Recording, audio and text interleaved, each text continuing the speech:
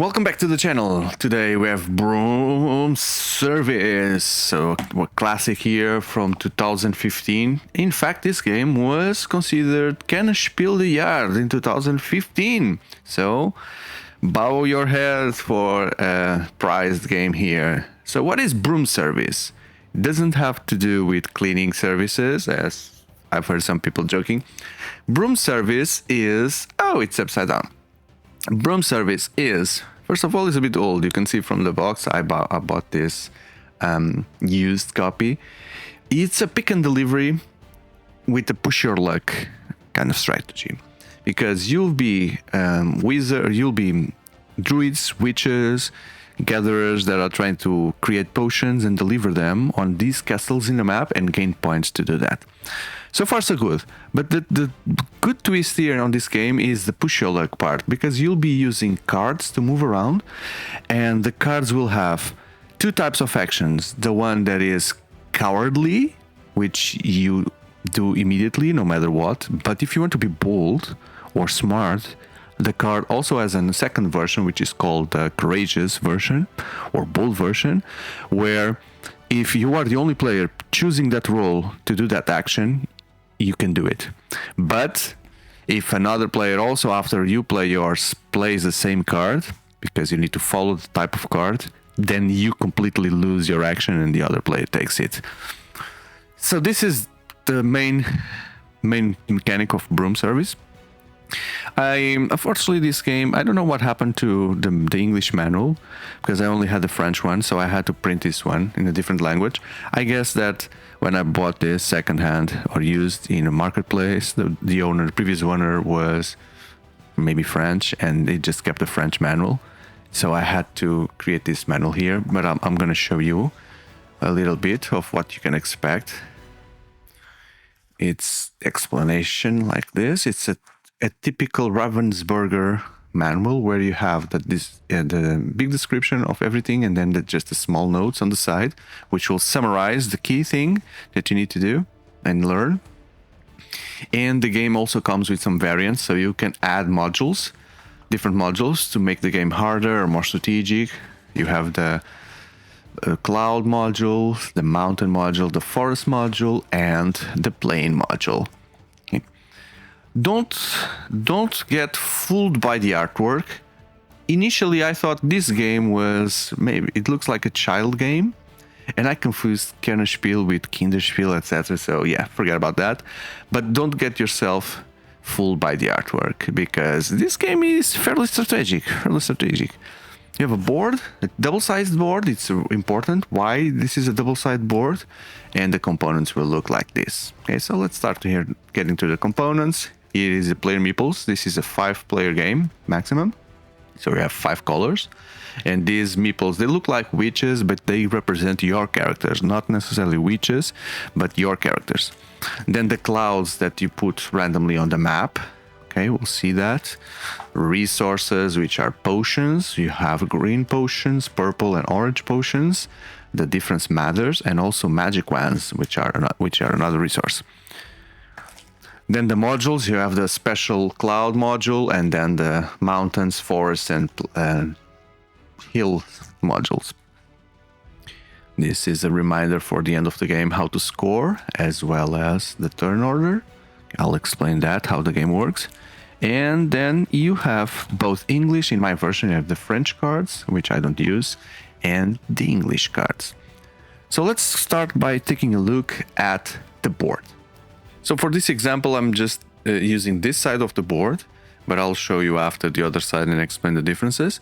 So I'm also, as an example, using the blue and the green player, and they both start here on the castle.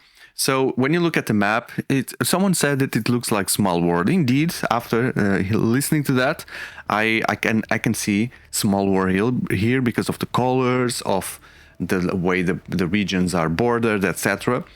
And basically there are 4 types of regions. You have 5 types. You have the hills, the prairies, the forests, the mountains, and then the sea places.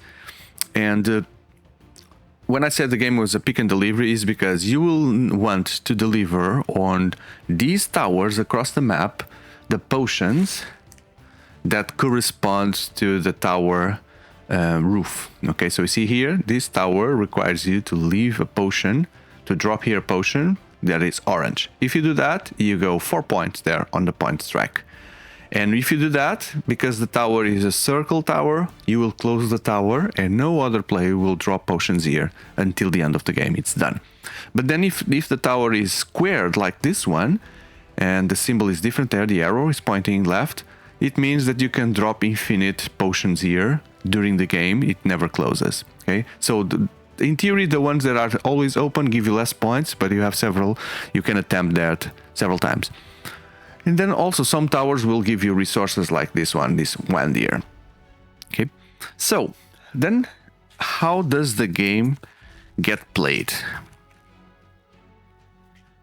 You have 5 decks, which are the decks for all the players. You see the colors. Okay, this one is different. I'll explain you after. You have the yellow, green, black, blue, and red. So I'll just use the blue one as an example because we are using the blue player there. Okay.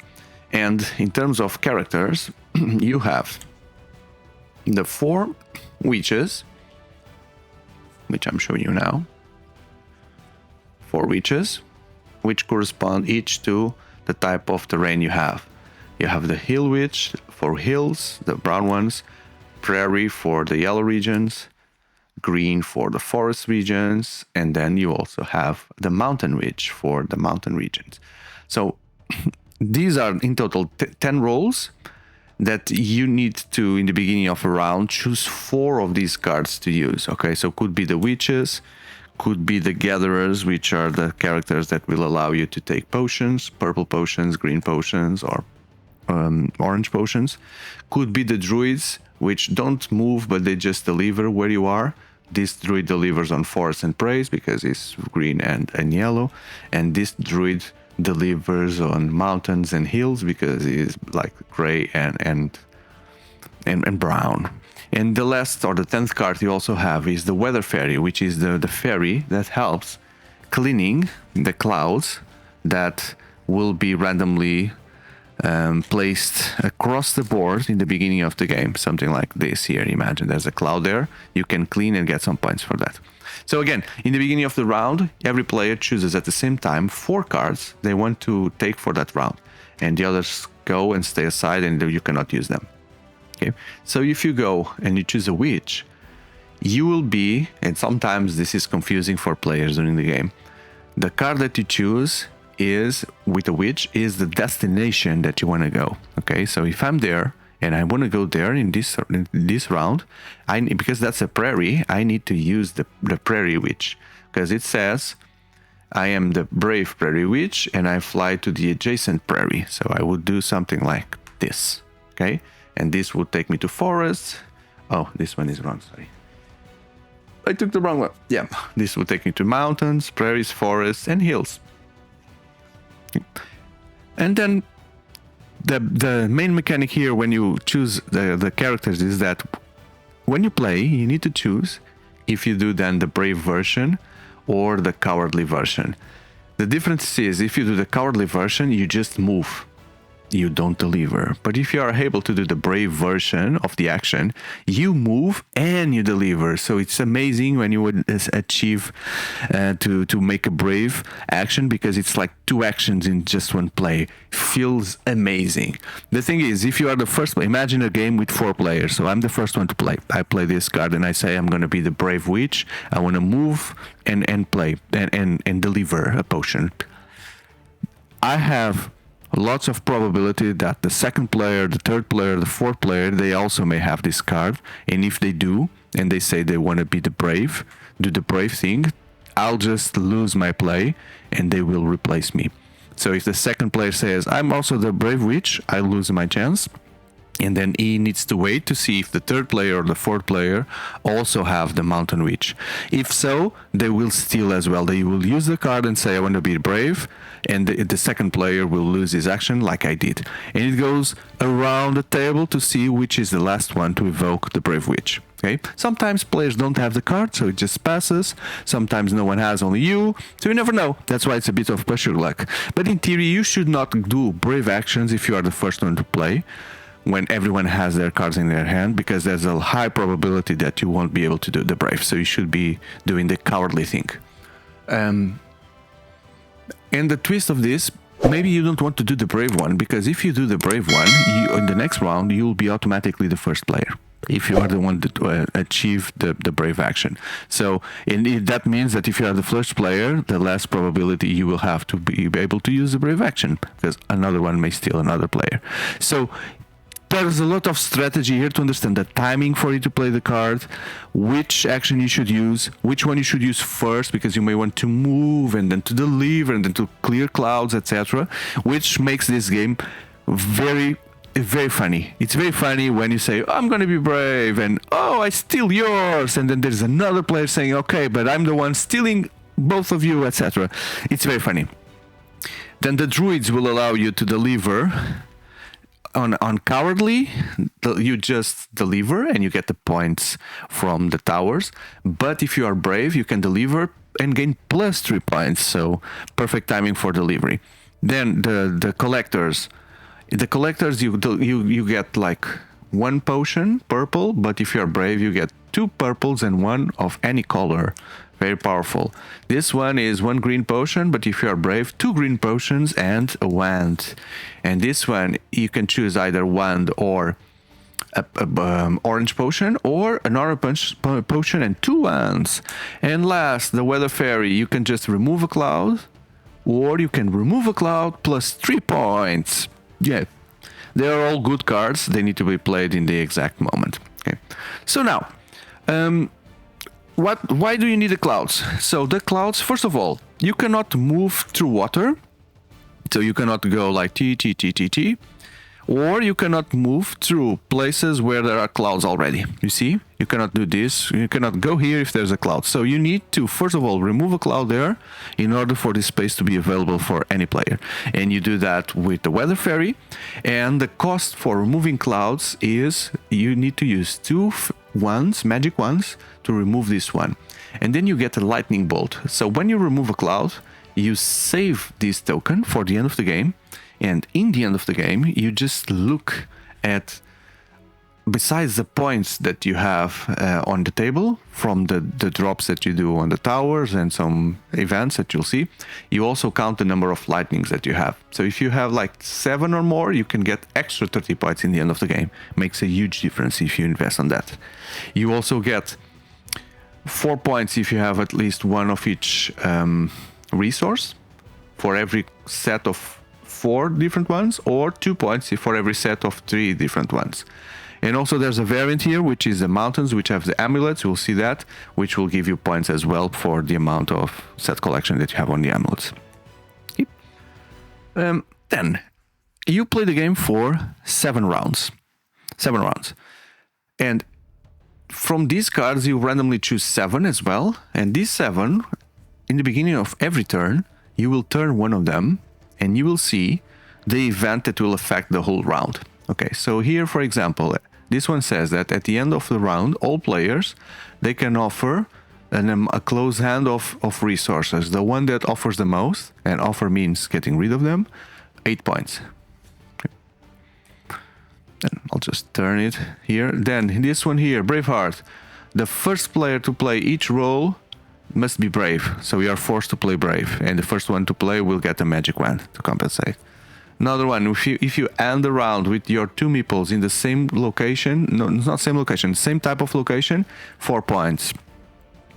In the end of the round, each player may return 1 resource of each type to get 9 points. So you collect this, and you can get 9 points in the end of the round. Black Market, instead of doing the cowardly version, you can get 3 points. So if you have nothing to do, you can get the points. Empty-handed. In the end of the round, if you have 5 or less resources, 3 points. This one, the player who plays cowardly this round may choose to take a free action, free resource. Instead of doing the action, you take the resource. Here, these ones are funny. So depending on where your meeples are in the end of the game, if they are on hills, you get 1 point. If they are on prairies, you get 2 points. But if they are on mountains, you get negative points. This one is also funny. In the beginning of the round, you choose how many cards you want to take. Normally it's 4, that's why it's 0 here, there's no difference. But if you take less cards for the round, you get more points. If you can also take one more card, which means that you'll play 5 times, but you get -3 points. So yeah, decisions. And another one. So depending on where you stop, it will give negative points. So you are only safe on mountains in this case, because all the others will get negative points. So you play for 7 rounds, you deliver potions, you collect points. And also it's important to say that when you play with less than 5 players, 4 players, 3, 2 players, the decks from the players that are not in the game, they will be used to be considered as negative players. Sorry, it's not negative players. The proper term in the manual is like cursed rolls or something like that. Cursed rolls, meaning that in the beginning of the round, you also take one card from those decks, from one of those decks, and those cards will be there it is, the name is here, Bewitched Rolls. Not cursed, it's Bewitched Rolls. So imagine if you're playing with 4 players, there will be a card that is going to be drawn, and that card from a deck that is not in play, it will be a Bewitched. So if you use that card, you can use, but if you use, immediately you get -3 points. But you can get a lot more by using it, but at least you need to adapt your strategy to do that. So I flipped the map to the other side to show you the other version of the map. So they are really different. You can see the starting locations here on this side are these two, okay, which makes it makes the game like move towards to the right, where the biggest points will be here. You also have this A, B, C, D marked here on the map, because this should be the map where you use these variants, which are called you can put them here. Let's see, there's one here, another here, another one somewhere there, and another one here. So when you land here on this region, there's a teleport, and you can choose if you want to go to the A or D. So you can move here or there, D. So D and B are, because there's this river, they're only accessible by the teleports. But once you have the chance to get here, you'll be like isolated, and there's lots of points here for you to collect. And B also allows you to have a teleport back, so you can move back. While in D, there's no way back once you are teleported there. But then you can see that this is worth 8 points, 6 points, 6 points, so there are stronger points if you manage to get there. Okay, so that's the hills variant, but you also have the forest variant, which are the green tokens. They are different, okay? Oh, I picked 2 that are the same, just for the sake of the example. And they lay here on the forest if you want to use them. So the first player to get there, they will take the token. And these tokens can be used later in the game. So for example, this one, you can, when you use a coward version, you can choose to get the 5 points instead of the action. But there's also here, this one is very powerful. You can use the coward version, but with the effects of the brave one, meaning that your action won't be still because you are doing a cowardly version, okay? But you get the benefits from the stronger one. Very powerful where you really want to do a stronger one and you don't want to have it stolen by other players. And there's also the mountain tokens as another variant. So the mountain tokens, they are the gray ones. They stay in the mountains, like here, for example, or there. And what you get is different in all of them. You just go there and you get what is duplicate there, which could be resources, could be extra movements, and they don't go away. They stay there. Every time someone lands there, they get a resource. But also, they also get is in every mountain there will be one amulet from your color. Okay, so if you are the green player and you get there, this one goes to your player board, and there are 3 of these across the game. So that's why you have this here. Sorry, showing you the English version now. In the end of the game, if you get 1 amulet, it's 4 points. 2, it's just 9. But if you manage to get a 3, it's 15 points. It's very difficult because, as you can see, these amulets are very spread across the map. So one is here, another one is there, and the third one I can even find. Where is the third one? Here. Okay, so you need to go there, there, and there in the same game. Could be difficult. There's water in between, right? So I never managed to do that. But anyway, maybe you can. Hopefully. Cool.